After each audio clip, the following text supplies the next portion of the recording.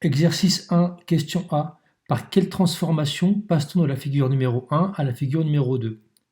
Parmi toutes les transformations connues désormais, ce n'est pas une homothétie, car cette transformation est la seule à ne pas conserver les longueurs.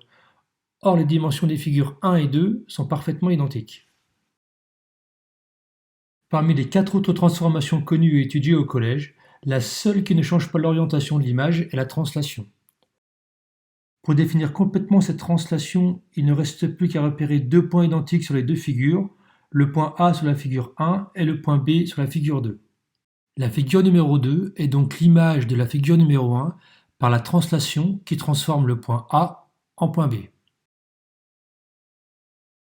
Question B. Par quelle transformation passe-t-on de la figure numéro 2 à la figure numéro 3? Puisque les figures numéro 2 et numéro 3 n'ont pas les mêmes dimensions, la transformation qui permet de passer d'une figure à l'autre est donc une homothétie. Pour définir pleinement une homothétie, il nous faut déterminer son centre et son rapport. Pour trouver le rapport de l'homothétie, il nous faut comparer deux longueurs semblables, une sur chaque figure, en utilisant autant que possible des longueurs facilement mesurables. La hauteur de la figure 2 est de 2 carreaux et celle de la figure 3 est de 1 carreau. La figure 3 est donc une réduction de la figure 2 de rapport k est égal à 1,5 ou 0,5.